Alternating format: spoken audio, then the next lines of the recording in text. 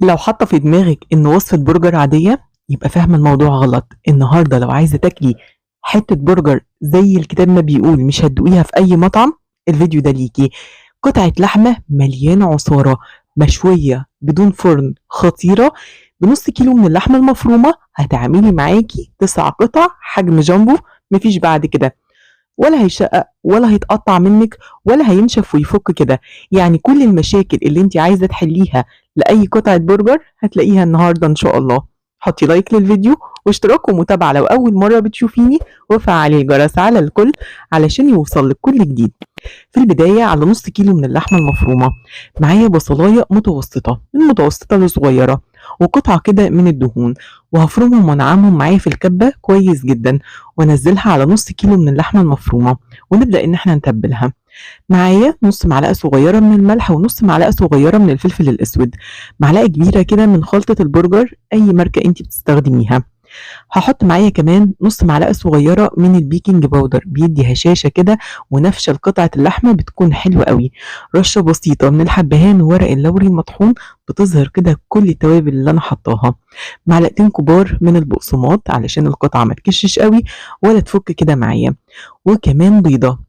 عايزة اقولك البيضة ما تستغنيش عنها، اولا طعمها مش هيبان ولا زفارة ولا اي حاجة، بس هتربط معاكي المكونات كويس جدا. وكمان معلقتين من الكاتشب هيدوني طعم ومزازة خطيرة جدا للبرجر. هتستغربي شوية المكونات، بس عن تجربة قطعة برجر مفيش بعد كده. اللحمة عندي كانت مجمدة شوية فهبدأ ان انا اسيبها تفك على ما احضر الخطوة التانية.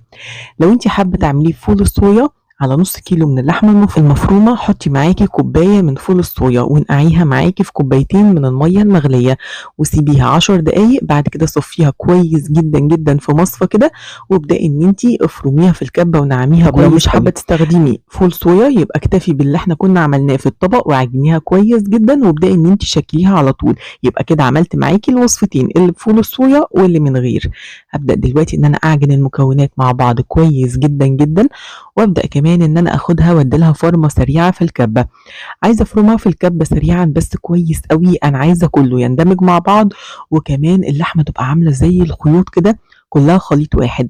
وبرده لو عاملة اللحمة بس بدون الفول الصويا ادعكيها كويس قوي مع البيضة والكاتشب والتوابل والبصل وخديها برضو اديلها فرمة تانية في الكبة. البصلة مش هتبان ولا هتتحول لعجينة كفتة ولا اي حاجة، بس هتديكي طعم كده خطير، طعم وتست عالي جدا جدا. هفرمها على ايدي وانعمها كويس قوي واخدها زي ما اتفقنا في الكبة. هنعمها معايا في الكبة كويس جدا. بعد كده هريحها معايا في التلاجة حوالي ربع ساعة او 10 دقايق كده قبل ما اشكلها. العجينة ترتاح بس معايا في التلاجة شوية.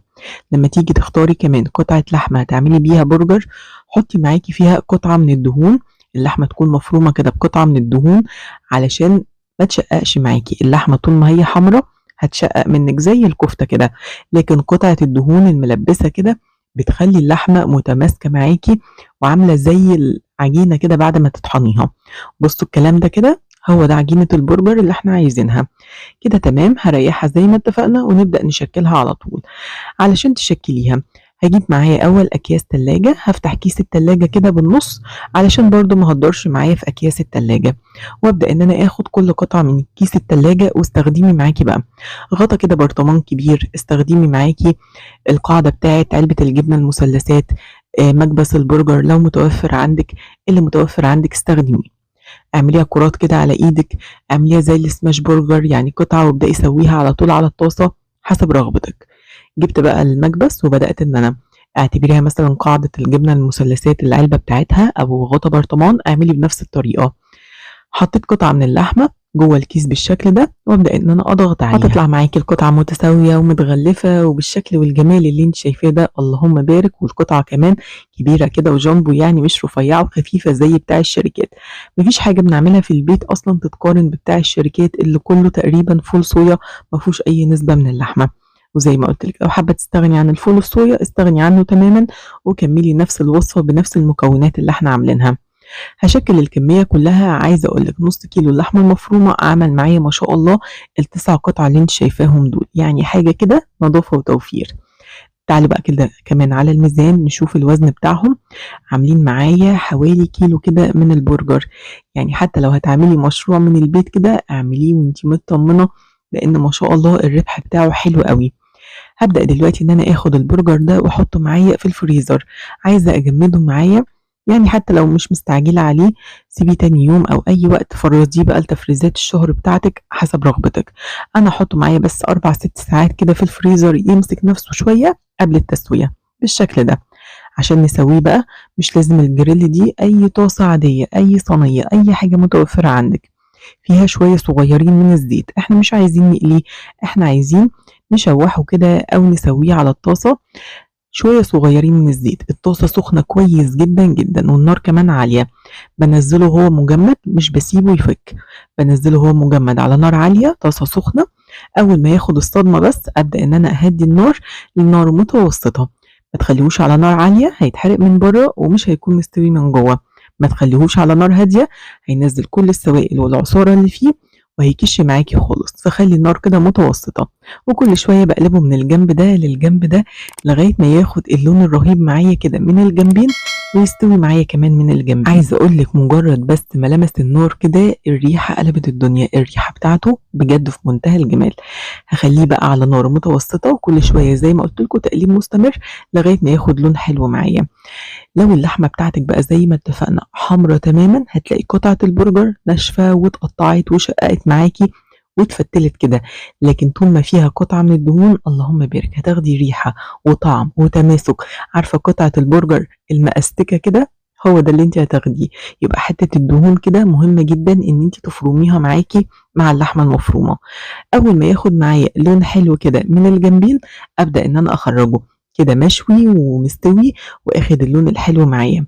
لو كش سن معاكي في الحجم بتاعه بس بيدي ارتفاع فما شاء الله قطعة البرجر بتكون محملة وحلوة قوي كده. اللون المطلوب انا بحبه مشوي زيادة عن اللازم كده بيكون خطير.